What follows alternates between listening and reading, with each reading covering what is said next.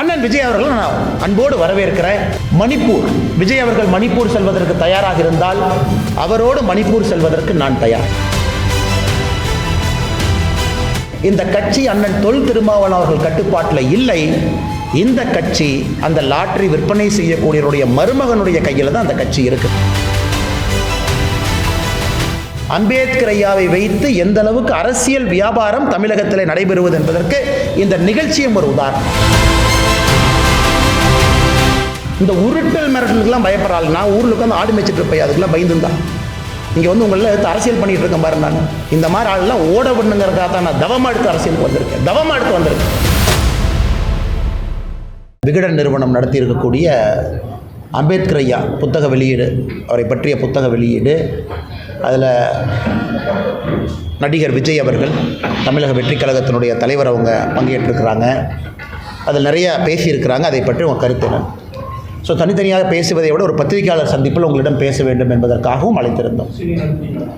நம்ம ஒரு விஷயத்தை நல்லா புரிஞ்சுக்கணுங்கண்ணா. அதாவது விகடன் நிறுவனத்தை பொறுத்தவரை ஒரு பாரம்பரியமான ஒரு நிறுவனம், தமிழகத்தில் நீண்ட நெடிய காலமாக இருக்கக்கூடிய ஒரு பத்திரிகை நிறுவனம். இந்த மேடையில் யார் வந்தாங்க, எப்படிப்பட்ட மனிதர்கள் பேசினாங்க என்பதில் நம்ம கவனம் செலுத்த வேண்டிய நேரம். குறிப்பாக மேடையில் முக்கிய விருந்தாளியாக வந்திருக்கக்கூடிய நபர் ஆனந்த் தெல்தும்படே அப்படிங்கிற நபர் வந்து முக்கிய விருந்தினராக விகடன் நிறுவனம் அவர்களை அழைத்திருந்தார். பாரத் ரத்னா ஐயா அம்பேத்கர் அவர்களுடைய பேத்தியை திருமணம் செய்திருக்கக்கூடியவர் ஆனந்த் தெல்தும்படே. ஆனால் நிறைய நம்முடைய தமிழக மக்களுக்கு ஆனந்த் தெல்தும்படே அவர்கள் யாருன்னே தெரியாதுங்க. அம்பேத்கர் ஐயா அவருடைய பேத்தி அவர் திருமணம் பண்ணியிருக்காங்க அப்படின்னு முடிச்சிடறான். அவர் ஒரு அர்பன் நக்சல். அவருடைய தம்பி மிலிந்த் தெல்தும்படே 2021 கத்திரோச்சுரலி ஃபாரஸ்ட்டுக்குள்ளே நடந்த என்கவுண்டரில் 22 நக்சல் சுட்டுக் கொல்லப்பட்ட பொழுது அவருடைய தம்பி மிலிந்த் தெல்தும்படே அவர்களும் கூட சுட்டுக் கொல்லப்பட்டார். அந்த பீமா கொரகேன் அந்த கேஸ் என்ன இருக்கோ, ஜனவரி 1, 2018 பூனே பக்கத்தில் அந்த பீமா கொரகேன் அந்த பெரிய ரயட் நடந்து ஏகப்பட்ட மக்கள் இறந்து அது ஒரு பெரிய கலவர பிரச்சனையாக மாறி நக்சல் ஸ்பான்சர் பண்ண அந்த வயலன்ஸில் கைது செய்யப்பட்டதில் முக்கிய குற்றவாளியாக இருப்பவர் இந்த ஆனந்த் தெல்தும்படே. என்ஐஏ வழக்கு பதிவு செய்து அது கீழே இருக்கக்கூடிய கோர்ட்டில் பெயில் கிடைக்காம கடைசியில் சுப்ரீம் கோர்ட்டில் பெயில் கிடைத்து அவருடைய தம்பி மிலிந்த் தெல்தும்படே அந்த கன்ஃபெஷன் ஸ்டேட்மெண்ட்லாம் பார்த்தீங்கன்னா தெரியும், என்னுடைய அண்ணனை பார்த்து இன்ஸ்பயர் ஆகி தான் நான் நக்சல் ஐடியாலஜிக்கு போனேன் அப்படி. குறிப்பாக ஆனந்த் தெல்தும்படேவனுடைய தம்பி Milind Teltumbde communist party of India, maoist, CPIM அந்த இயக்கத்தினுடைய சென்ட்ரல் கமிட்டி மெம்பர். இவர்களுக்கு விகடன் ஒரு மேடை கொடுத்து பேச வேண்டும் என்று தமிழகத்துக்கு அழைச்சிருக்கு. ஏன்னா தமிழகத்தின் நக்சல்லாம் கொண்டு வந்துடலான்னு ஐடியா பண்ணுறாங்களான்னு தெரியல. அடுத்தது ஒரு பெரிய லாட்ரி அதிபர், இந்தியாவில் ஒரு மிகப்பெரிய நபர், அவருடைய மருமகன். இத்தனை காலமாக திமுகவில் சபரீஷன் அவர்களுக்கு நெருக்கம். 2019 2024 வரை அந்த நிகழ்ச்சியை நடத்தின வாய்ஸ் ஆஃப் காமன்ஸ் அமைப்பினுடைய தலைவராக இருக்கக்கூடியவர், இன்றைக்கி VCK கட்சியினுடைய துணை பொதுச் செயலாளர். 509 கோடி ரூபாய் அவருடைய மாமனாருடைய பணம் எலக்ட்ரோல் பாண்ட் மூலமாக DMK கொடுத்தவர். பாருங்கள், எல்லாம் கொடுமையை பாருங்கள். ஆனால் இவங்க லெக்சர்லாம் மக்கள் கேட்க வேண்டியதாக இருக்குது, டிவியில் பார்க்க வேண்டியதாக இருக்குது. அவருடைய மாமனார் லாட்ரி நடத்தக்கூடியவருடைய பணம் 509 கோடி ரூபாய் திமுகவுக்கு போச்சு. அந்த நேரத்தில் சபரீஷனோடு இருக்கிறாங்க. 2021 எலெக்ஷனை நடத்துகிறாங்க. அதன் பிறகு இன்றைக்கி VCK கட்சியினுடைய மெயின் ஃபண்டர் அவங்க புத்தகத்தை வெளியிடுறாங்க. அவர்களுக்கும் விகடன் ஒரு மேடை கொடுக்குறாங்க. அந்த வெளியிட்டது மட்டும் இல்லை, அதில் அரசியல் கருத்துக்களை பேசுகிறாங்க. பாரதிய ஜனதா கட்சியும் தாக்கி பேசுகிறாங்க. இது இரண்டாவது. நீதியரசர் சந்துரு அவங்களை பற்றி நான் பேச விரும்பலை. அண்ணன் விஜய் அவர்கள் பேசியிருக்கிறாங்க, அந்த கருத்துக்கு நான் பதில் சொல்கிறேன். ஸோ அம்பேத்கர் ஐயாவுடைய புத்தகத்தை வெளியிடுறதுக்கு இந்தியாவில் உங்களுக்கு ஆளே கிடைக்கலையா? அந்த புத்தகத்தை தொகுக்கிறதுக்கு ஆளே கிடைக்கலையா? விஜய் அண்ணா அவர்கள் வாங்கட்டும், பேசட்டும், அவருடைய கருத்தெல்லாம் சொல்லட்டும். அரசியலுக்கு புதுசாக வந்திருக்கிறாங்க, அவருடைய கருத்தை தெரிந்துக்க வேண்டியது நம்முடைய கடமை. மக்கள் எல்லாம் எதிர்பார்ப்பாங்க, சரி என்ன பேசுகிறீங்க, அம்பேத்கர் ஐயாவை பற்றி உங்கள் பார்வை என்ன? விஜய் அவர்கள் பேசுவதற்கு முழு தகுதி உரிமை இருக்குது. ஏன்னா கட்சி ஆரம்பிச்சுருக்காங்க, பேசுங்க. எனக்கு இது போன்ற ஒரு முக்கியமான மேடையில் யார் வேண்டுமானாலும் பணம் இருந்தால் நானும் ஒரு புத்தகத்தை தொகுக்கலாம். என்னுடைய மாமனார் லாட்ரி அதிபராக இருந்தால் நானும் ஒரு 10 பேர்த்த கூப்பிட்டு 100 எஸ்ஸே எழுத சொல்லி ஒரு புத்தகத்தை பிரிண்ட் அடித்து நானும் மேடைக்கு போகலாம், நாம் ரிலீஸ் பண்ணலாம். அதனால் தமிழகத்தினுடைய அரசியல் போக்கு எந்த அளவுக்கு போகுது அப்படிங்கிறது தான் கேள்விக்குறி. அண்ணன் தொல் திருமாவளவன் அவர்கள் முக்கியமான தலைவர், இந்த நிகழ்ச்சிக்கு நான் போக மாட்டேன்னு ஒரு காரணம் சொல்லி போயிட்டார். ஆனால் அவருடைய துணை பொதுச் செயலர் போயிருக்காருன்னா கட்சி அண்ணன் திருமாவளவன் அவர் கையில் இருக்கா, இல்லை துணை பொதுச் செயலர் அவர் கையில் இருக்கா? இந்த கட்சிக்கு விடுதலை சிறுத்தைகள் கட்சிக்கு ஒரு தலைவரா, 2 தலைவரா?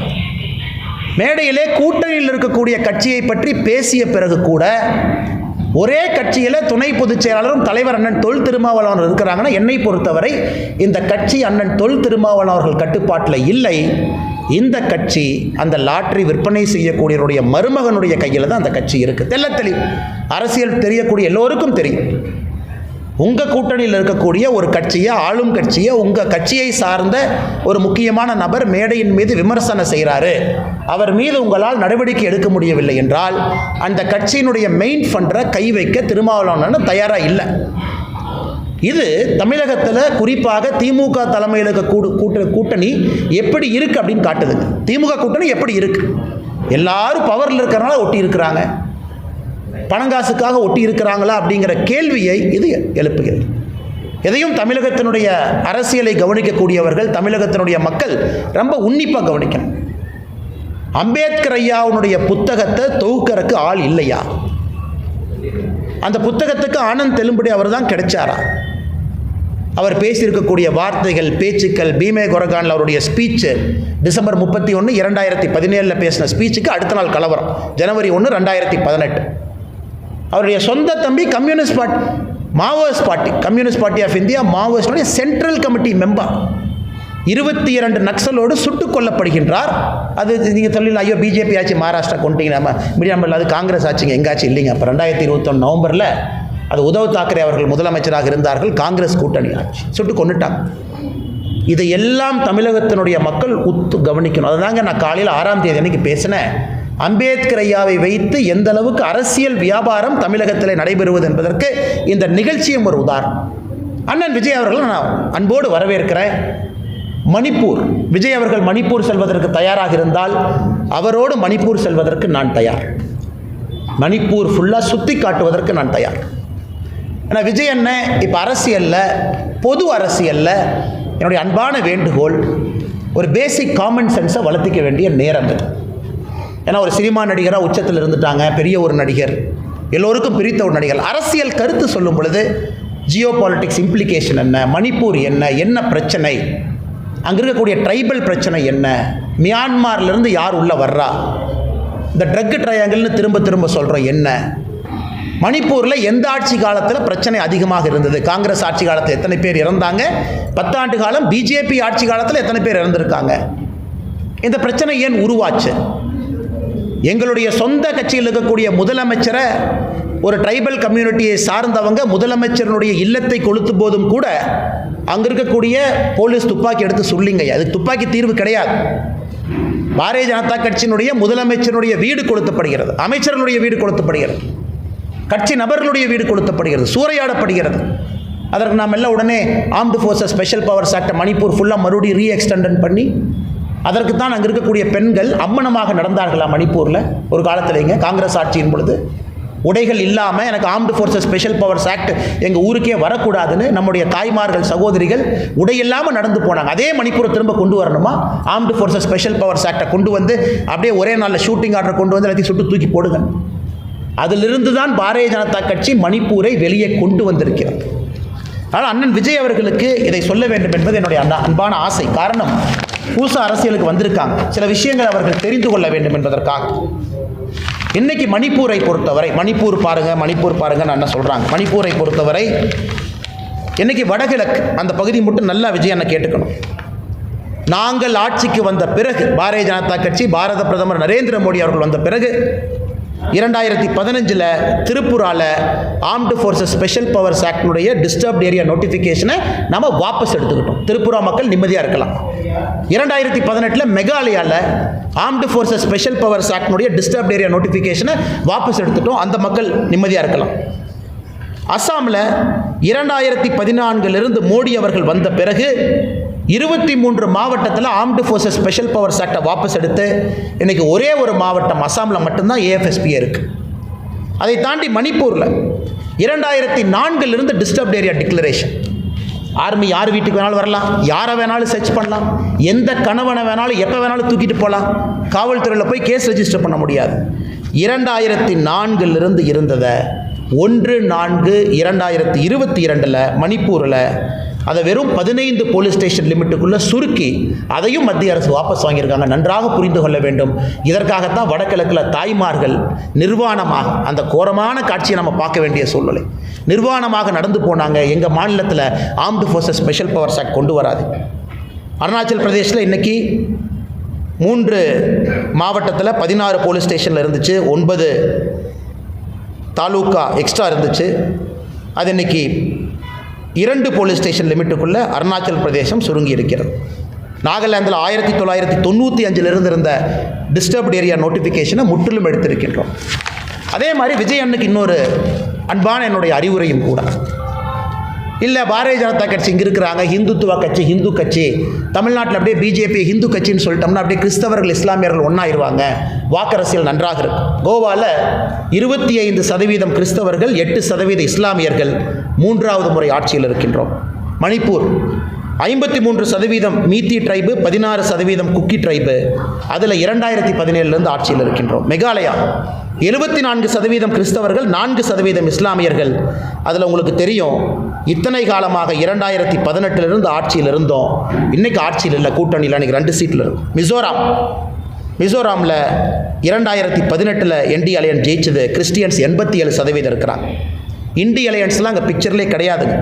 நாகாலாந்து கிறிஸ்டியன்ஸ் 87.9% இருக்கிறாங்க. 2018 எங்களுடைய கூட்டணி ஆட்சி இருக்குது. அதில் 18 எம்எல்ஏ பிஜேபி கையில் இருக்காங்க. அதனால் தமிழ்நாட்டில் யாராவது ஒரு கட்டுக்கதை கிளப்புறக்கு கிளம்பி இருந்தாங்களோ அவருக்கு அன்பான வேண்டுகோள், தமிழகத்திலும் இஸ்லாமிய சகோதர சகோதரிகள், கிறிஸ்தவர்கள் பாரதிய ஜனதா கட்சியின் பக்கம் வர ஆரம்பித்திருக்கின்றார்கள், வந்து கொண்டே இருக்கின்றார்கள். இந்தியா முழுவதும் நடக்குதுங்க, தமிழ்நாடு மட்டும் விதிவிலக்கு இல்லை. அதனால் அந்த பொய்களை ஓரளவுக்கு தான் அரசியல்வாதிகள் பேச முடியும். பிஜேபி ஹிந்துத்துவா கட்சி அப்படியே ஒதுக்கி விட்டுரு, இந்த மாதிரி அரசியல் பண்ணுவோம். அண்ணன் திருமாவளவன் சொல்கிறாங்க, இந்தியா ஃபுல்லாக தலித் சமுதாயம், பட்டியலின சகோதர சகோதரிகள் பாரதிய ஜனதா கட்சியாமா, தமிழ்நாட்டில் மட்டும் அண்ணன் திருமாவளவன் அங்கே இருக்கிறனால நம்மக்கிட்ட வரலையாமா. அப்போ இந்தியா முழுவதும் வர்றாங்கன்னா, திருமாவளவனே கர்நாடகாவில் போய் பிரச்சாரம் பண்ணுறாரு. நான் கர்நாடகாவில் திருமாவளவனை பார்த்துருக்கேன், ரோட்டில் பேசியிருக்கேன். திருமாவளவனே மகாராஷ்டிரா பிரச்சாரத்துக்கு போகிறாங்க. தமிழ்நாட்டிலே எத்தனை காலத்திற்கு ஏமாற்றி வைத்திருப்பீர்கள்? அதுவும் உடையத்தான் போகுது. பாரதிய ஜனதா கட்சியில் பட்டியலின சகோதர சகோதரிகள் பெருமளவில் வந்து கொண்டே இருக்கின்றார். பெரிய பெரிய பொறுப்பில் இருக்கிறாங்க, மத்திய அமைச்சர்களாக இன்றைக்கி இருக்கிறாங்க. அதனால் அண்ணன் பேசலாம், இந்தியா முழுசும் வந்துட்டாங்கன்னு அண்ணன் திருமாவளவன் சொன்னதுக்கு ரொம்ப நன்றி. 2026 தமிழகத்திலும் சேர்ந்து முழுமையாக வந்து விட்டார்கள் சொல்லுவீங்க. அதற்காக மிச்சம் இருக்கக்கூடிய நன்றி உங்களுக்காக பத்திரமா வச்சுக்கிறேன். அது 2026 மாநில தேர்தல் முடிந்த பிறகு திருமாவளவனுக்கு அந்த நன்றி மிச்சத்தை நான் சொல்லிடுறேன். ஆனால் இன்று நடந்திருப்பது புத்தக வெளியீட்டு விழா இல்லைங்க. தமிழகத்தில் தயவு செஞ்சு இந்த நக்சல் விதமான அரசியலை கொண்டு வந்துடாது. இந்த பீமா கொரகான் வயலன்ஸில் மிக முக்கியமான பேச்சு, அதாவது ஒரு ஒடுக்கப்பட்ட சமுதாயத்திற்கு திரும்ப உரிமை கிடைக்க வேண்டும் என்றால், மொத்தமாக கொளுத்தித்தான் அது கிடைக்க வேண்டும் என்றால் அதற்கும் தயார் அப்படிங்கிறாங்க. அதில் மிக முக்கியமாக அவங்க நடத்தக்கூடிய பத்திரிகையில் எழுதுகிறாங்க, if there is exploitation there should be rebellion and if there is no rebellion then it is better than the city burns to ashes before sunrise. இந்த பேச்செல்லாம் மேடையில் பேசப்பட்ட பேச்சுக்கள் அடுத்த நாள் நடந்தது. அதனால் தயவு செய்து அன்பான வேண்டுகோள் பத்திரிகை நண்பர்களுக்கு, நம்ம இஷ்யூ போடுற எல்லா நண்பர்கள் மைக்கெடுத்து, அண்ணே இதை பற்றி உங்கள் கருத்து என்னண்ணே, மேடையில் யார் இருந்தால் எதுக்கு கருத்து சொல்லணுங்க? லாட்டரி அதிபருடைய மருமகனை பற்றி கருத்து சொல்கிற அளவுக்கு இந்த கட்சி தரம் தாழ்ந்து சென்று விட்டதா? காந்தியவாதியா? ஒரு தலித் குடும்பத்தில் பிறந்து ஒரு எழுச்சி ஏற்படுத்தணும்னு வந்திருக்கிறாங்களா? பறவைகள் பறக்க பறக்க எச்சத்தை கீழே போடுவது போல அரசியல்வாதிகள் சில பேர் கட்சி மாறுறாங்க. அதற்கெல்லாம் பாரதிய ஜனதா கட்சி கருத்தை சொல்லி எங்களுடைய தரத்தை நாங்கள் தாழ்த்தி கொள்ள வேண்டுமா? 2021 தேர்தலுக்கு சபரீஷனோடு 509 கோடி ரூபாய் மாமனாரனுடைய பணம். மன்னராட்சி அன்னைக்கு சொல்றீங்களே, மன்னராட்சியை கொண்டு வந்தது யார்? மன்னராட்சிக்கு உறுதுணையாக இருந்தது யார்? விசிகே கட்சியில் சேர்ந்து துணை பொதுச் செயலரோட பதவி வாங்கியவுடன் வாழ்த்து முதல்ல யார்கிட்ட வாங்கினீங்க? ஸ்டாலினை அடுத்தால வாழ்த்து வாங்கினீங்க. ரெண்டே சிரிச்சுட்டு போஸ்ட் கொடுக்கலையா? ஆளும் கட்சிக்கு எதிராக இருக்கக்கூடிய ஓட்டை பிரிப்பதற்கு சதியா இது? திமுகவுக்கு எதிராக தமிழகத்தில் எவ்வளோ ஓட்டு இருக்கு தம்பி, நீங்கள் அப்படியே அந்த பக்கம் போய் அந்த கட்சிக்கு போகிற மாதிரி போங்க. திமுக தொடர்ந்து ஆட்சியில் இருக்க வேண்டும் என்றால் திமுகவுக்கு எதிராக இருக்கக்கூடிய மக்கள் ஓட்டை 3ஆ பிரிப்போம். அதற்காக இது திமுக நடத்துகிற சதியா? அந்த லாட்டரி அதிபருடைய மருமகனை வெளியனுப்பிச்சு கட்சி தாவி ஒரு நெரேட்டிவ் செட் பண்ணி ஓட்ட பிரியும். இதையெல்லாம் தமிழக மக்கள் பார்க்கத்தான் போகிறாங்க. எதற்காக நான் இவ்வளோ ஓப்பனாக பேசுகிறேன்னாங்க, மக்களுக்கு தெரியணும் ஆனந்த் தெல்தும்படை யாருன்னு தெரியும், பேக்ரவுண்ட் என்னன்னு தெரியும், எதற்காக 4 வருஷம் ஜெயிலில் இருந்தாருன்னு தெரியும், அவர் தம்பி யாருன்னு தெரியும். அதனால் விகடன் நிறுவனத்திற்கு அன்பான வேண்டும், 1008 பிரச்சனைகள் இருந்தாலும் கூட நேஷனல் செக்யூரிட்டியில் காம்ப்ரமைஸ் பண்ணாது. சந்திரவையாவை கூப்பிடுங்க, வெளியிடுங்க, விஜயை வாங்க சொல்லு. யார் புத்தகத்தை வெளியிடுவதற்கு தொகுப்பதற்கு எவ்வளவு பெரிய நிறுவனங்க, தொகுப்பதற்கு எத்தனை பேர் தமிழகத்தில் அம்பேத்கர் ஐயாவுடைய கொள்கைகளை பின்பற்றவங்க எத்தனை ஆயிரம் பேர் இருக்கிறாங்க. எங்கள் கொள்கைகளை ஏற்றுக்கொள்ளாதவர்கள் அத்தனை ஆயிரம் பேர் இருக்காங்க. அவங்களை கூப்பிட்டு வெளியிடுங்க. அதனால் பெரிய விழாவாக நடத்தி அதில் கான்ட்ரவர்சியலாக பேசி அதில் 2 கருத்துக்கள் ஏற்று 2 பேர்த்துக்கு திரிக்கிறத பாரதிய ஜனதா கட்சி வன்மையாக கண்டிக்கின்றோம், மிக வன்மையாக. இப்போ தயவு செஞ்சு மணிப்பூரை பற்றி யாராச்சும் பேசுகிறீங்கன்னா, நான் எந்த வேலையாக இருந்தாலும் சரி, அண்ணன் விஜயாக இருந்தாலும் தமிழகத்தில் இருக்கக்கூடிய அரசியல் தலைவர், நீங்கள் மணிப்பூர் வர்ற அன்னைக்கு நான் வர்றேன், நான் மணிப்பூர் கூட்டிகிட்டு போகிறேன். பாரதிய ஜனதா கட்சி உங்களை அழைத்து செல்லும். மணிப்பூரில் இருக்கக்கூடிய பாரதிய ஜனதா கட்சி எந்த இடத்த பார்க்கணும் நான் கூட்டிகிட்டு போகிறோம், பார்ப்போம். கலவரம் யார் வந்தது? பாரதிய ஜனதா கட்சி உருவாக்கிய கலவரமா இது? மியான்மர்லேருந்து யாரை புஷ் பண்ணிகிட்டு இருக்காங்க? சைனா மியான்மருக்கு ஏன் உதவி செய்கிறான்? ஜியோ பாலிட்டிக்ஸ் அங்கே என்ன நடக்குதுங்க? மணிப்பூரில் எவ்வளவு ட்ரக் சீசர் நடந்திருக்கு என்டிஏ ஆட்சிக்கு பிறகு பாருங்க. காங்கிரஸினுடைய மொத்த 10 ஆண்டு கால ஆட்சியில், காங்கிரஸினுடைய மொத்த 10 ஆண்டு கால ஆட்சியில் 2004 14 வரை வடகிழக்கில் மொத்தமாக ட்ரக்ஸ், எல்லா மலையிலையும் ட்ரக்ஸ், எல்லா மலையில் விளைவிக்கிறாங்க. அதை நம்ம கோல்டன் ட்ரையாங்கிள்னு சொல்கிறோம். அந்த ஏரியா காங்கிரஸ் ஆட்சியில் மொத்தமாக 768 கோடி ரூபாய் ட்ரக்ஸ் சீஸ் பண்ணி 2006 13. நம்முடைய ஆட்சியில் 21,000 கோடி ரூபாய் ட்ரக்ஸை சீஸ் பண்ணிருக்கு. நடக்கிறதுன்னா ட்ரக்ஸுக்காக பிரச்சனை. மலை மேலே விளைவிக்கிறவங்களாம் இந்த முதலமைச்சர் நடவடிக்கை எடுக்கிறாங்க, 10 எரியுது, அட்டாக் நடத்துகிறாங்க. அது கிறிஸ்டியன் வெர்சஸ் ஹிந்துவாக மாறுது, ட்ரைபலாக மாறுது. அதனால் தயவு செஞ்சு விகடன் போன்ற மேடையில் பாரதிய ஜனதா கட்சியினுடைய அரசியல் கருத்துக்களை, எதிர்கருத்துக்களை பேசுவதையும் நாங்கள் வன்மையாக கண்டிக்கிறோம். அது புத்தகம் தான் நீங்கள் நடத்துகிறீங்க, நீங்கள் காமன் நியூட்ரல் ஒரு ஜேர்னலிஸ்ட் தானே நீங்கள் பத்திரிகையில் எழுதுங்க, விமர்சனம் பண்ணுங்கள், அதை ஏற்றுக்கிறோம். உங்கள் மேடையில் எதுக்காக ஆசிரியர் உட்கார்ந்துருக்கணும்? வர்ற போகிற பேச்சாளர்லாம் சும்மா பாரதிய ஜனதா கட்சியை கிரிட்டிசைஸ் பண்ணுவோம், நார்த் வெர்சஸ் சவுத்து பண்ணுவோம், இது ஓட்டு கொடுக்குன்னு நீங்கள் நினச்சிங்கன்னா எதற்காக விகடனுடைய ஆசிரியரோ பப்ளிஷரோ பதிப்பாசிரியர் எதுக்காக மேடை மேலே உட்காரணுங்க? அதனால் தமிழகத்தினுடைய மக்களுக்கு பத்திரிகையாளர் சந்திப்பு மூலமாக நாங்கள் சொல்லிக்கொள்வது, தயவு செஞ்சு தமிழ்நாட்டில் இந்த மாதிரி அரசியல் நமக்கு வேண்டாங்க. ஆமாம், ஜாதி பிரச்சனை இருக்குது, எல்லாம் சேர்ந்து தான் சரி பண்ணணும். ஆக்கப்பூர்வமான முறையில் ஜனநாயகத்தில் தான் சரி பண்ணணுமோ தவிர துப்பாக்கி ஏந்தியவர்கள் மேடையிலே வந்து பேசி நமக்கு அறிவுரை சொல்லும் அளவுக்கு தமிழகம் தரம் தாழ்ந்து போகல. மன்னராட்சிங்கிறாங்க. நான் தொடர்ந்து சொல்வது இதுதான், தமிழகத்தில் நடப்பது ஒரு குடும்ப ஆட்சி. ஒரு லெவலுக்கு மேலே குடும்ப ஆட்சி பார்த்தீங்கன்னா வெளியிருந்து பார்ப்பதற்கு ஒரே குடும்பம் திரும்ப திரும்ப வந்தால் இது போன்ற விமர்சனங்கள் வரத்தான் செய்யும். ஆனால் மன்னராட்சி நடக்குதான்னு கேட்டிங்கன்னா இல்லை. மக்கள் ஓட்டு போடுறாங்க, தேர்ந்தெடுக்கிறாங்க, எம்எல்ஏ ஆகிறாங்க. முதலமைச்சருடைய விருப்பம் யார் துணை முதலமைச்சர் ஆக்க வேண்டும் என்பது முதலமைச்சருக்கு முழு அதிகாரம் இருக்குது, ஆக்குறாங்க. இன்றைக்கி தமிழகத்தில் நடப்பது குடும்ப ஆட்சி. அதை எடுப்பதற்கான முழு வேலையும் பாரதிய ஜனதா கட்சியில் இறங்கி இருக்கின்றோம், கீழே இருப்போம், முழுமையாக நாங்கள் பாடுபடுவோம், அதில் எந்த மாற்று கருத்தும் இல்லை. அதனால் இதை முதல் விஷயமாக பத்திரிகை நண்பர்களுக்கு சொல்லணும். இது சம்மந்தமாக உங்களுக்கு கேள்வி இருக்குங்கன்னா தயவு செஞ்சு கேளுங்க, பதில் சொல்லுங்கள். எந்த ஆஸ்பெக்ட்ல டிஎம்கேவோட அந்த ஆன்டி இன்கம்பன்சி போட்ட ஸ்பிட் பண்ண டிஎம்கே ட்ரை பண்ணுறது?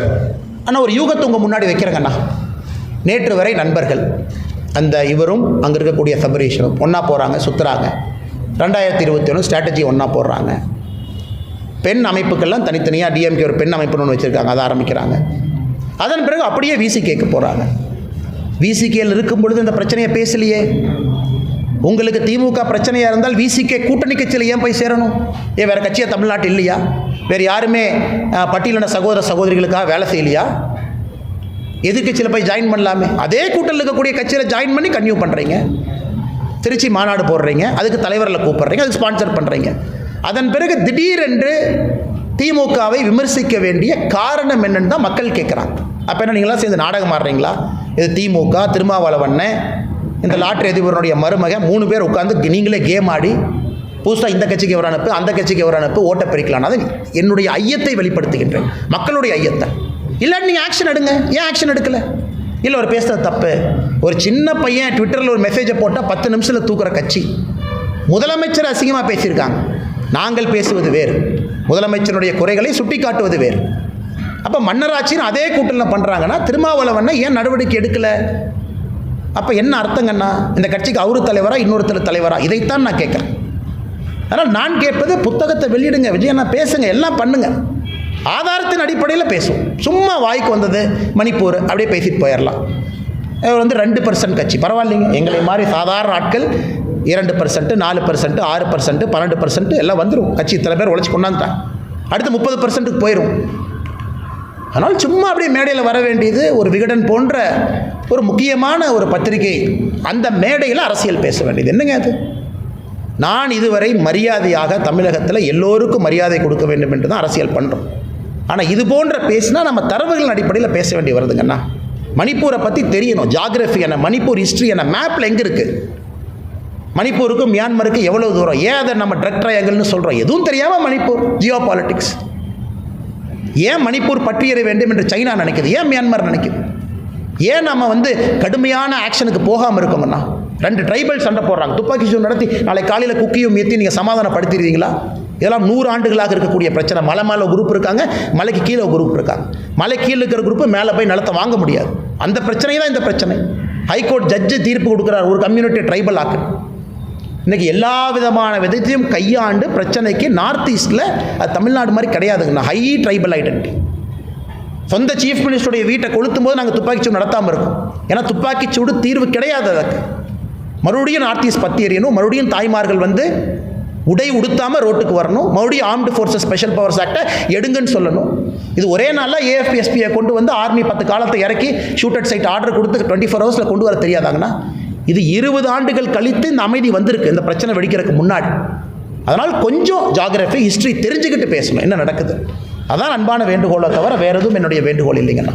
தாமோ அன்பரசன் வந்து பிளாக் டிக்கெட்டுக்கும் அதே போல் லாட்ரி சீட்டுக்கும் ஃபோட்டோ போட்டி அப்படின்னு சொல்லியிருக்கோம். அண்ணா, நான் வந்து ஏற்கனவே சொன்னது போல் விஜய் அவர்களுடைய அரசியலை நான் வரவேற்கிறேங்கண்ணா. காரணம், ஒரு புதிய ஒரு குரல் வந்திருக்கிறாங்க, சினிமாவனுடைய உச்சத்தில் இருக்கிறாங்க, வரட்டும். நான் அந்த பிளாக் டிக்கெட்டுக்குள்ளே போக விரும்பலிங்கண்ணா. பட் நீங்கள் சொல்லக்கூடிய இன்னொரு நபர் இஸ் அ ப்ரூவன் பிளேயர், கிளியராக 508 crore 2019 24 வரைக்கும் அவருடைய மாமனார் டிஎம்கே கொடுத்த எலக்ட்ரல் பாண்ட், மாமனார் கொடுத்தது 500. அந்த பீரியடில் இவர் கட்சி இவர் கூட இருக்கார், இல்லை ஸ்ட்ராட்டஜிஸ்ட். இந்த புகைப்படங்கள் இருக்குது, நீங்கள் செக் பண்ணலாம்.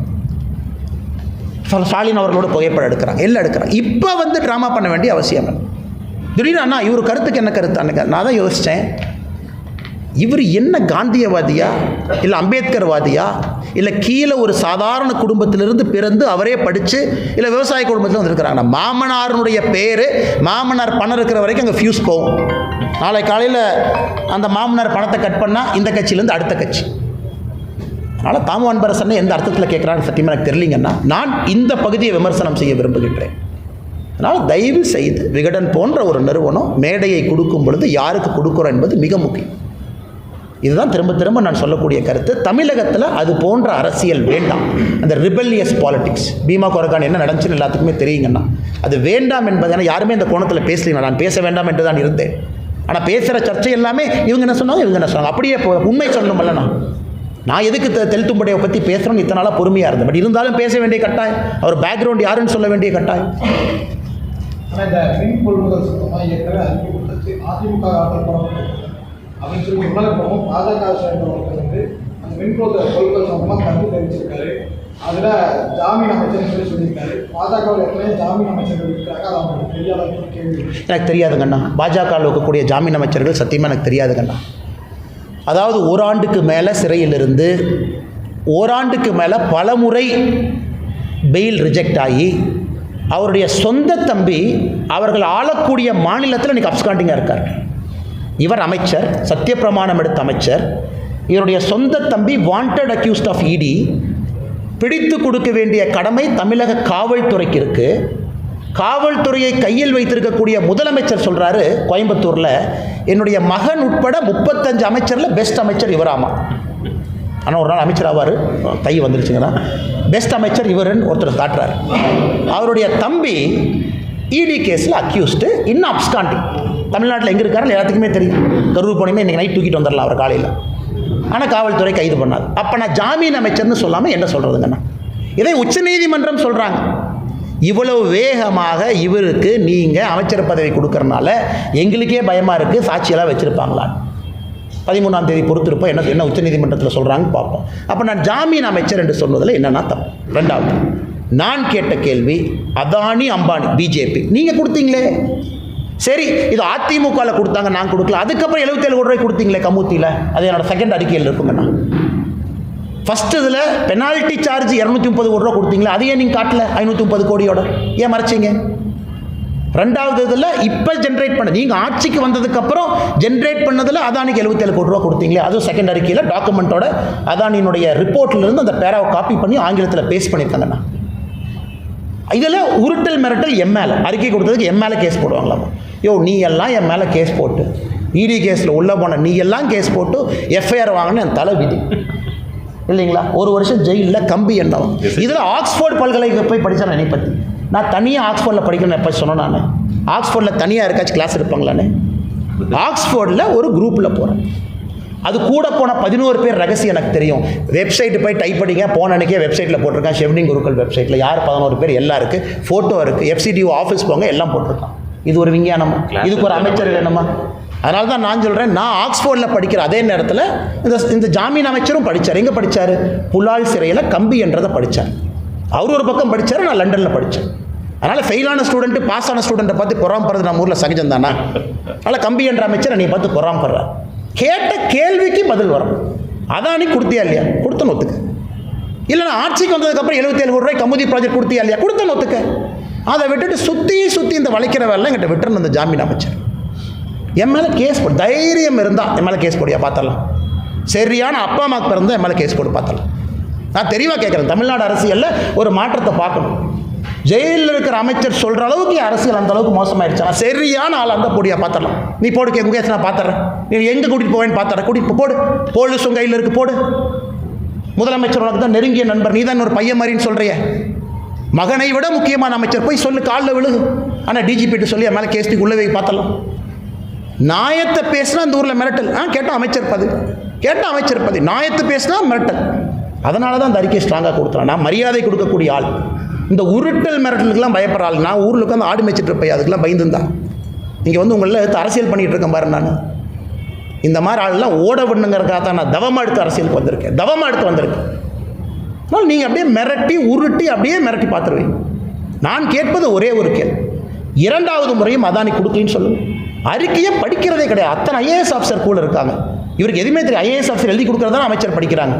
அறிக்கையை தூக்கி IAS ஆஃபீஸர் கொடுத்தா டேஞ்சட் கோல் கொடுத்தா அவனே பார்த்து பண்ணி கொடுத்துருவான். அதை வந்து ப்ரெஸ்ஸில் ஒப்பிக்கணும். வேறு அமைச்சருக்கு என்ன என்னை மாதிரி உட்காந்து டைப் படிக்கிற வேலையா? இங்கே நான் சிங்கிள் மேன் ஆர்மியாக உட்காந்து டைப் படிக்கணும், கூகுள் பண்ணணும், அதானி ரிப்போர்ட்டை பார்க்கணும், இத்தனை வேலை செய்யணும். ஏன்னா IAS ஆஃபீஸர் இருக்காங்களா, செக்ரட்டரி இருக்காங்களா, எல்லாம் அரசியல் நண்பர்கள் இருக்கிறாங்க. அத்தனை IAS ஆஃபீஸரை வச்சிருக்கிறீங்க டேஞ்சட் கோல். ஒரு ஆள்கிட்ட கொடுத்து டைப் படிக்கனா டைப் அடித்து அதானி கொடுத்தியா? கேட்ட கேள்விக்கே சொல்லாமல் ஆக்ஸ்ஃபோர்டு போனதை பற்றி நீ தான் உள்ளூர் ஸ்கூல்லேயே படித்தேன்னு எனக்கு தெரியாது. கம்மல் இருக்க வேண்டியதான். நான் ஆக்ஸ்ஃபோர்ட் போனதெல்லாம் பெருமையாக சொல்லிங்க ஐயா. காமராஜர் ஐயா படிக்காதான் நான் பெருமையை எப்போன்னு சொல்கிறேன். எனக்கு படிப்பு தேவைப்பட்டுச்சு, நான் படிக்க போனேன். நான் யாராச்சும் நான் குறைஞ்ச நான் நோண்டுன்னா இன்னொருத்தர் படிக்க தப்புன்னு சொன்னா, எனக்கு அறிவு தேவைப்பட்டது, நான் தேடி போகிறேன். அதன் மூலமாக என்னை மெருகேற்றிக் கொள்ள வேண்டும் என்று நினைக்கின்றேன். படிக்காதவங்களை தப்புன்னு எப்போ சொல்லியிருக்கேனா? நீ புலால் சிறையில் கம்பி எண்ணவெல்லாம் கம்பி எண்ணிட்டு இருக்கணும். அதை விட்டுட்டு இவன் ஆக்ஸ்ஃபோர்டு போனார், 11 பேர் போனார், அப்படி இப்படி. நான் எங்கேயாச்சும் போன கூட சொன்னேன். நீங்களாக தான் கேள்வி கேட்குறீங்க. சீமானாங்கிட்ட போய் கேள்வி கேட்குறீங்க, அவர் பதில் சொல்கிறார். நான் எங்கேயாச்சும் கூட சொன்னேன் நான் ஆக்ஸ்ஃபோர்ட் போனேன், நான் சொல்லாமல் தானே போனேன். நீங்களாக தான் செய்தி போட்டேன். ஆனால் மறுபடியும் திமுக அமைச்சர்களுக்கு சொல்லக்கொள்ள விரும்புகின்றேன், மறுபடியும் நான் கிளாக்கை ரீவைண்ட் பண்ணி 1 வருஷத்துக்கு பின்னாடி போக விரும்பலை. ஆரோக்கியமான அரசியலை பண்ணுங்கள். நானும் ஆரோக்கியமான, இந்த தெருநாய் மாதிரி மோப்பம் பிடிக்காத வேலை. நாங்கள் ஆரோக்கியமான அரசியல் செய்வதற்காக வந்திருக்கேன். நீங்கள் பண்ண ஒன்றையும் மோப்பம் முடிச்சு டெய்லி தொலாவி பத்திரிகை நம்பர்கிட்ட கொடுக்குறதா என் வேலையை நினச்சினா என் வேலை அது இல்லைங்க. என் வேலை எங்கள் ஆரோக்கியமான அரசியல் பண்ணுறதுக்காக வந்திருக்கு. அது தயவு செஞ்சு மறுபடியும் பழையபடி 1 வருஷத்துக்கு முன்னாடி கொண்டு போய் விடாது. ஆனால் ரொம்ப தவறுங்கண்ணா. இன்றைக்கி டிஜிபி கடிதம் எழுதியிருக்காங்கன்னா அந்த காவல்துறை அதிகாரிகள் மீது நடவடிக்கை எடுக்கணும். 2வது அந்த குற்றவாளிகள் எல்லாத்தையும் பிடிக்கணும். இதனால் அநியாயமாக இருக்க ஒரு மனநலம் குன்றிய ஒரு சகோதரி, அவங்க அப்பா கூலி தொழிலாளி, அவருக்கு பாவம் பெருசாக தெரியல. இது வந்ததுக்கப்புறம் போலீஸ் ஸ்டேஷன்கிட்ட போகிறாரு. போலீஸே கன்வின்ஸ் பண்ணி நீங்கள் கம்ப்ளைண்ட்டை இந்த மாதிரி எழுதுங்கன்னு டிராஃப்ட் பண்ணி வாங்குறாங்க. அதில் அக்யூஸ்ட்டை கூப்பிட்டு வார்ன் பண்ணி விடுறாங்க. தமிழகத்தினுடைய காவல்துறை எந்த அளவுக்கு அதல பாதாளத்திற்கு போயிருக்குங்கிறது இதை விட உதாரணம் எதுவும் இல்லைங்க. மனநலம் குன்றிய ஒரு சகோதரிக்கு தான் first right of protection state கொடுக்கணும். ஸ்டேட்டினுடைய வேலை அது. ஏன்னா அவங்க ஹெல்ப்லெஸ், அவங்க உடம்பு அவங்க கையில் இல்லை, அவங்க கண்ட்ரோலில் அவங்க உடம்பு இல்லை. யார் அவங்களை எப்படி பயன்படுத்துகிறாங்கன்னே அந்த சகோதரிக்கு தெரியாது. அப்படி இருக்கும் பொழுது ஒரு அரசனுடைய முதல் வேலை அந்த சகோதரிக்கு ஹெல்ப் பண்ணுறது. அதனால் முதலமைச்சர் அவர்கள் உடனடியாக சம்பந்தப்பட்ட அதிகாரிகளை மொத்தமாக நீக்கணும். எப்பவுமே காவல்துறையை சப்போர்ட் பண்ணி பேசுகிறாள் நான் இதில் ஏற்றுக்கவே முடியாது சார், ஏற்றுக்க முடியாது. போலீஸ் ஸ்டேஷன் ரேப் பண்ணவங்களை கூப்பிட்டு சமாதானப்படுத்தி போப்பா தம்பி. அதுக்கப்புறம் அந்த சகோதரினுடைய மாமா அதை கண்டுபிடிச்சு ஐடி ஊழியர் அவர் திரும்ப போலீஸ் அப்ரோச் பண்ணி ரீகம்ப்ளைண்ட் கொடுத்து அதை 2 பேர்த்த பிடிச்சிருக்கிறாங்க. நாளை காலையில் டிஜிபி அவர்கள் நேரில் சந்தித்து பாரதிய ஜனதா கட்சியினுடைய மாநில துணைத் தலைவர் கருநாகராஜன் இந்த பெட்டிஷனை கொடுக்குறோம். காவல்துறையின் மீது நடவடிக்கை எடுக்க வேண்டும், எல்லாத்தையும் கைது பண்ணணும், ஸ்பெஷல் கோர்ட்டு கொண்டு போகணும். அப்பொழுது மட்டும்தான். ஆனால் நீங்கள் பாருங்கள், ஆனால் நம்ம தயவு செஞ்சு ஒரு நிமிஷம் நம்மளைய மனநலம் குன்றிய சகோதரி ஷூவில் போட்டு பார்ப்போங்கண்ணா. ஒரு நிமிஷம். என் உடம்பே என் கண்ட்ரோல் இல்லைங்கண்ணா, எனக்கு என் பாடி என்னன்னு எனக்கு தெரியாதுங்கண்ணா. இதை ஒரு காமுகன் பயன்படுத்துகிறான்னு உன்னை சும்மா விடலாமண்ணா. இதை ஒருத்த பயன்படுத்துகிறான், அந்த சகோதரிக்கே அவங்க யாருன்னு தெரியாதப்ப இதை ஒருத்த பயன்படுத்தும் பொழுது காவல்துறையின் நடவடிக்கை எப்படி இருக்கும்? அதனால் இது மிக மிக கொச்சைத்தனமான கீழ்த்தரமான ஒரு செயல். காவல்துறை நடவடிக்கை எடுத்து தங்களுடைய பெருமையை திரும்ப மீட்டுக்கொள்ள வேண்டும்.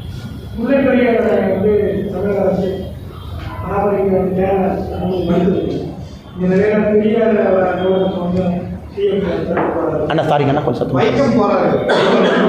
ஆனால் அங்கிருந்து முல்லைப்பெரியார் உயரத்திற்கும் அந்த நீர்த்தேக்கத்துக்கும் கேரளாவுக்கு இந்த நிலையில் அந்த வைக்கத்துக்கு வந்து போறாரு. அதான் இது இந்திய அலையன்ஸில் இருக்கக்கூடிய ஒரு காமெடிங்கண்ணா, இந்தியா முழுசுமே. அதாவது நான் 2024 பொறுத்த வரைக்கும் நண்பர்கள், அதுக்கப்புறம் பக்கத்து மாநிலத்துக்கு பேருக்கு நண்பர்கள், ஆனால் எங்களுக்குள்ள 1008 பிரச்சனை இருக்கும், நாங்கள் தீர்க்க மாட்டோம். இன்றைக்கி வைக்கம் போராட்டம் நடந்த இடத்துல அதை நினைவுபடுத்தக்கூடிய நாளுக்கு நாங்கள் போகிறோம், இதெல்லாம் காட்டுறோன்னு சொல்லக்கூடியவர்கள் வாயை திறந்து இப்போ நீங்கள் கேட்டால் முதலமைச்சர் ஐயா சொல்லுவாங்க, அதை விட முக்கியமான விஷயத்தை பேச போனது.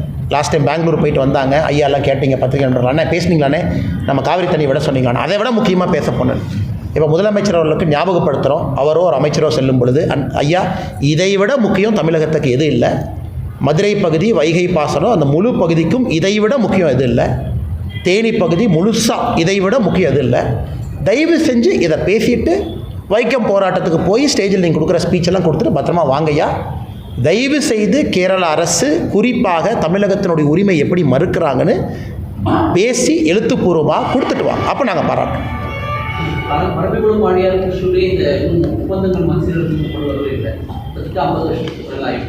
ஆனால் பிக்கெஸ்ட் ஃபெயிலியருங்கண்ணா, பிக்கெஸ்ட் ஃபெயிலியர் ஆஃப் ரெவிடியன் பாலிட்டிக்ஸுக்கு தான் பிக்கெஸ்ட் ஃபெயிலியர். தமிழகத்தினுடைய விவசாயத்தை அதல பாதாளத்துக்கு எடுத்துகிட்டு போகணும். யார் வேணாலும் சொல்லிட்டு, ஆளுங்கட்சி எதிர்கட்சி இல்லை, நாங்கள் ஆட்சிக்கு வந்ததுக்கப்புறம் பாசனத்தை அதிகப்படுத்திட்டோம், டேம் கட்டினோம், நாங்கள் வந்ததுக்கப்புறம் நீர்நிலைகளை உயர்த்தியிருக்கிறோம், ஒன்றும் கிடையாது. அதனுடைய வெளிப்பாடு சாதாரண மழை பெஞ்சால் கூட அதை தேக்குவதற்கு நம்மக்கிட்ட இடம் கிடையாது, அப்படியே தண்ணி பெருக்கெடுத்து போகுது. இன்றைக்கி ஒப்பந்தத்தை திரும்ப கொண்டு போகிறது கிடையாது. அதே ஒப்பந்தத்தில் டேம் கட்டுவதற்கு அனுமதி இருக்குது, செய்யலை. ஆனமலை நல்லார் திட்டம் கிளாசிக் உதாரணம். அதை நானும் இங்கே கோயம்புத்தூர் பாராளுமன்ற தொகுதியினுடைய வேட்பாளராக என் தலையை உள்ளே விட்டுருக்கேன். மாநில அரசு செய்ய வேண்டியது நீங்கள் செய்ய மாட்டீங்க, மத்திய அரசு எடுத்துகிட்டு போகிறேன். அதற்கான முயற்சியும் ஒரு பக்கம் போட்டுகிட்டே இருக்கேன். இந்தியாவில் எங்கேயுமே இந்த அநியாயம் கிடையாதுங்க. ஸ்டேட் கவர்மெண்ட் ப்ராஜெக்டை சென்ட்ரல் கவர்மெண்ட் நம்ம தூக்கிட்டு போகிறோம். அதனால் பெரிய ஃபெயிலியர் இவங்க ரிவரை மேனேஜ் பண்ணுறதுக்குன்னா நீர் மேலாண்மையை உயர்த்தியது பிக்கெஸ்ட் ஃபெயிலியர். இரிகேட்டட் ஏரியா கீழே கொண்டு வந்துட்டாங்க, டேம் கட்டில் வரக்கூடிய மழையெல்லாம் அப்படியே கடலுக்கு ஓடுது. அதனால் இதை தனியாக ஒரு நாள் நம்ம பேசுவோங்கன்னா, இதுக்கு தனியாக ஒரு செஷன் வச்சு பேசுவோங்க. பாஜக மாநில தலைவர் அண்ணாமலை கோவை காலப்பட்டி பகுதியில் பல கோடி ரூபாய் மதிப்பில் ஒரு சொகுசு பங்களாவை வாங்கியிருக்காரு. அண்ணா நான் பங்களா வாங்குற அன்னைக்கு அல்லது ஒரு வீடு வாங்குற அன்னைக்கு கண்டிப்பாக பத்திரிகை நண்பர்களை கூட்டிகிட்டு போவேன். அவருக்கு ஃப்ரீயாக இல்லை கூட்டிகிட்டு போவேன். வீடு வாங்கும் அளவுக்கு எனக்கு தகுதி இல்லைங்கன்னா, அந்த தகுதி வரும் பொழுது கண்டிப்பாக நீங்கள் வந்து ஒரு டீ சாப்பிட்டு தான் வரணும். அப்படின்னு உங்களை விட்டுட்டு நான் வீடு வாங்கிடுவேண்ணா. கோயம்புத்தூரில் இருப்பதற்கு ஒரு வீடு தேவைப்படுகிறது. மாமனார் வீட்டில் அலையா விருந்தாலே 5 வருஷமாக இருக்கிறாங்க. கட்சிக்காரங்களாம் வர்றாங்க, வெளியே உட்காந்துருக்குறாங்க, ரோட்டில் இருக்கிறாங்க. அதனால் நானே ஒரு வாடகை வீட்டு எடுத்து காலப்பட்டி ரோட்டில் வாடகை வீட்டுக்கு மூவ் ஆகிட்டேன். கட்சிக்காரர்கள் வரும்போது பார்ப்பதற்கு ஒரு இடம் வேண்டும். தயவு செஞ்சு அதை ஃபோட்டோ எடுத்து போட்டு அதை ஓனருக்கு மிரட்டி விட்டுட்டிங்கன்னா, ஒரு இடத்துலையும் கஷ்டப்பட்டு ஒரு வாடகை வீட்டை பிடிச்சிட்ருக்கேன். கஷ்டப்பட்டு சென்னை பிரச்சனை ஆனதுக்கப்புறம் காலி பண்ண சொல்லிட்டாங்க. பிப்ரவரியில் காலி பண்ணுறேன் 2025. அந்த வீட்டிலேருந்து அடுத்த வீட்டுக்கு போகணும். அதனால் எனக்கு இருக்கக்கூடிய பிரச்சனை எனக்கு தானா தெரியும். அதனால் தயவு செஞ்சு இந்த வீட்டில் இப்போ தான் வந்திருக்கேன்னா 4 நாள் ஆச்சு. கொஞ்சம் நியூஸ் கொஞ்சம் பெருசு பண்ணாமல் ஸ்டேட் போலீஸ்கிட்ட கேட்டால் அன்றைக்கி இன்ஸ்பெக்டர் ஐயா வந்திருந்தாங்க, சப் இன்ஸ்பெக்டர் ஐயா வந்திருந்தாங்க. எனக்கு சிஆர்பிஎஃப் செக்யூரிட்டி இருக்கிறனால நான் ஒரு வீட்டுக்கு குடி போனால் ஃபுல் டாக்குமெண்ட்டை சென்ட்ரல் கவர்மெண்ட்டுக்கு கொடுக்கணும், அந்த வீட்டுக்கு அவங்க அப்ரூவல் கொடுக்கணும், செக்யூரிட்டி செக் பண்ணணும். அதனால் காவல்துறைக்கு எல்லாம் தெரியும், நான் எவ்வளோ வாடகைக்கு இருக்கிறேன், எங்கே இருக்கிறேன், யார் ஓனர்னு. தயவு செஞ்சு போய் பாருங்கள், ஓனர்கிட்ட பேசுங்க, டிவியில் போட்டுறாதீங்க, ஓனர் ஓடிட போகிறாரு. அடுத்த வீட்டுக்கு இன்னும் 3 மாதம் ஆகும். அப்படியே ஒரு வீடு ஒரு வீடியோவாக போயிட்டு அப்படியாங்கண்ணா, ரொம்ப சந்தோஷம். அந்த ஓனர் ஃபோட்டோ போடாத வரைக்கும் எனக்கு சந்தோஷங்கண்ணா. ஏன்னா ஸ்டேட் கவர்மெண்ட் இங்கே இருக்கிறாங்க, லோக்கல் சப் இன்ஸ்பெக்டர் அங்கே இருக்கிறாங்க, 10 கிலோமீட்டர் சப் இன்ஸ்பெக்டர் போய் அண்ணாமலை என்ன வீடு கிரகப்பிரவேசம் பண்ண முடியாது, நீங்கள் வாடகைக்கு குடி போகும்போது பால் தான் காய்ச்ச முடியும், வந்தீங்களான்னு கேளுங்க, அவரே எஸ்ஆர்பார், அவரே வந்தம்பார். எதுக்கு வந்தீங்க? இந்த சிஆர்பிஎஃப் வீடு பார்க்க வந்தாங்க, லோக்கல் போலீஸை கூப்பிட்டு வந்தாங்க. ஆனால் வாடகைக்கா அவர் விலைக்கு வாங்கினாரா? அவரே சொல்லுவார் வாடகைக்கு. அதுக்கு மேலே ஓனர் ஃபோட்டோவுக்கு போட்டுறாங்கன்னா கஷ்டப்பட்டு அந்த வீடு கிடச்சிருக்கு. ஆனால் நான் ஜோக்குக்கு சொன்னால் கூடனா இது ஒரு அரசியல்வாதிக்கு இருக்கக்கூடிய பிரச்சனைங்க. அது குறிப்பாக எனக்கு இருக்கக்கூடிய பிரச்சனை. காரணம் ஊழலை பற்றி நிறையா பேசுகிறேன். அப்போ எல்லா இடத்துலையும் நம்ம மீது தாக்குதல் நடத்துவது சாதாரணம் தான். இருந்தும் இந்த கடினமான பாதையை நானே தேர்ந்தெடுத்திருக்கேன், அதில் பயணம் செஞ்சு தான் ஆகணுங்கன்னா அதை தப்பிக்க முடியாது. சார் கிளைமேட் சம்பந்தமாக சார் சென்னையில் வானிலை முன்னெச்சரிக்கை மண்டலம் வருமா விவசாயத்தில் எல்லாத்துக்கும். ஆனால் ரொம்ப முக்கியமான ஒரு கேள்விங்கன்னா, இது குறிப்பாக வந்து தமிழகத்தை பொறுத்தவரை இன்னைக்கு கேபிட்டல் சிட்டி ஒரு முக்கியமான இடத்துல, நம்ம கேபிட்டல் சிட்டி தமிழ்நாட்டு ஒரு கார்னரில் இருக்குங்கண்ணா. டேட்டா எடுக்கிறாங்க. பட் உங்களுக்கு தெரியும், சேட்டலைட் டேட்டாவை பொறுத்த வரைக்கும் பாசிங் டேட்டா வந்து மொத்தமாக தாங்கண்ணா எடுக்கிறாங்க. அது வந்து ஒரு இடத்துல அந்த சென்டர் இருக்கிறனால அந்த இடம் ஒரு முக்கியத்துவம் வாய்ந்தது கிடையாதுங்கண்ணா. இன்றைக்கி சேட்டலைட்லேருந்து இமேஜை கேப்சர் பண்ணும்போது அந்த சேட்டலைட் மூவ் ஆகும்போது கேப்சர் பண்ணிக்கிட்டே வர்றாங்க. அதனால் இன்றைக்கி 2வது கோயம்புத்தூர் வேண்டுமா அல்லது கன்னியாகுமரி மாதிரி இந்தியாவினுடைய ஒரு கடைக்கோடி பகுதிக்கு செல்லணுமா? வருகின்ற காலத்தில் மத்திய அரசை பொறுத்தவரை நிச்சயமாக இதை எக்ஸ்டெண்ட் பண்ணத்தாங்க நான் போகிறாங்க. ஒரு காலத்தில் கேபிட்டல் இருந்துச்சு, இப்போ இருக்கக்கூடிய இந்த வெதர் ஃபோர்காஸ்ட் வார்னிங், குறிப்பாக இந்த குளோபல் வார்மிங்கில் பார்த்தீங்கன்னா இன்னும் உடனடியாக தேவைப்படுது.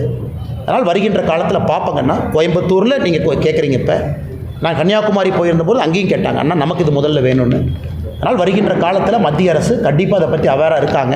ஆனால் இன்றைக்கி இங்கே ஒரு சென்டர் இல்லாதனால நமக்கு டேட்டா வராதா அப்படிங்கிற கருத்து ஏற்புடையது இல்லைங்கன்னா, காரணம் எல்லாமே சேட்டலைட் இமேஜஸ். அதை ப்ராசஸ் பண்ணுற சென்டர் சென்னையில் இருக்கோ தவிர அது சென்னையில் இருக்கிறனால சென்னைக்கு அட்வான்டேஜ் இல்லைங்க. இன்சூரன்ஸ் கிளைம் பண்ணுறப்ப விவசாயத்துக்கு அது ஒரு பெரிய இஷ்யூவாகவே இருக்குது. கோயம்புத்தூர் பார்த்தீங்கன்னா சூழல்லாம் பலத்தை காற்று அடிக்கிற பொழுது இந்த வாழை விவசாயத்தில் இன்சூரன்ஸ் மண்டல வயசாக ஒரு. ஆனால் இன்றைக்கி பிரதமருடைய விவசாய காப்பீடு திட்டத்தை பொறுத்தவரை பிளாக் லெவல் மண்டல் அப்படிங்கிற ஒரு கான்செப்ட் வச்சுருக்காங்க. அதாவது ஒரு சேதாரம் என்பது ஒரு தோட்டத்துக்கு இருக்குது அப்படின்னா அது சேதாரமாக கருதுறது இல்லை, அது ஒரு பிளாக், ஒரு ஏரியாவாக இருந்தால் மட்டும்தான் அதை கருதுகிறாங்க. ஏன்னா கெலாமிட்டி அப்படிங்கிறது ஒரு ஏரியாவை பாதிச்சிருக்கணும், ஒரு பகுதியை பாதிச்சிருக்கூடாதுங்கிறது தான் கான்செப்ட்டுங்க. புதுக்கோட்டையில் பார்த்தீங்கன்னா இந்த சைக்ளோனில் தட்டெல்லாம் கீழே விழுந்துருச்சுங்க. அவங்க கோரிக்கை வச்சுருக்கிறாங்க, ஒரு பகுதி எங்களுக்கு கொடுங்க. இதை நாங்களும் பிரதமர்கிட்ட, குறிப்பாக நம்முடைய விவசாயத்துறை அமைச்சர் சிவராஜ் சிங் சௌஹான் அவர்கள் கடந்த முறை வந்த பொழுது, நம்ம கோயம்புத்தூர் விவசாயிகள் நாகராஜன் நம்ம விவசாய தலைவர் மூலமாக வச்ச கோரிக்கையை தான், எங்களுக்கு இன்சூரன்ஸு தனித்தனியாக கொடுப்போம். உங்களுக்கு தெரியும் எவ்வளோ கஷ்டம் தெரியுங்கண்ணா. இந்தியா முழுசும் யோசிச்சு பாருங்கள். ஒரு பிளாக்காக கொடுக்குறத விட ஒரு பகுதியாக சின்ன சின்ன பகுதியாக இன்சூரன்ஸ் தனித்தனி கிளஸ்டராக வைக்கும் பொழுது அதை இன்சூரன்ஸ் மேனேஜ் பண்ணுறது எவ்வளோ கஷ்டம்? நியாயமான கேள்வி தாங்க. காற்று இந்த பக்கம் அடிக்குது, இங்கே குறிப்பாக வந்து நம்ம பகுதியில் பார்த்தீங்கன்னா வாழைமர சாயில் ஜஸ்ட் 2 கிலோமீட்டரில் வாழைமரம் சாஞ்சிருக்கு. அதனால் இது நிச்சயமான ஒரு கோரிக்கை. கொஞ்சம் விவசாய நண்பர்களும் பொறுமையாக இருக்கணுங்கன்னா, நியாயமான கோரிக்கை எடுத்து செல்வோம். அதே நேரத்தில் ஒரு ப்ராக்டிக்கல் டெக்னிக்கல் ப்ராப்ளம் இருக்குது. ஸோ இப்போ தான் பிரதமர் அவர்கள் வந்த பிறகு தான் முதலாக இந்த இன்சூரன்ஸுங்கிற கான்செப்டே வந்துச்சுங்கண்ணா. பிரதமர் தான் அதை கொண்டு வந்தாங்க. 8 ஆண்டுகளாக இருக்குது.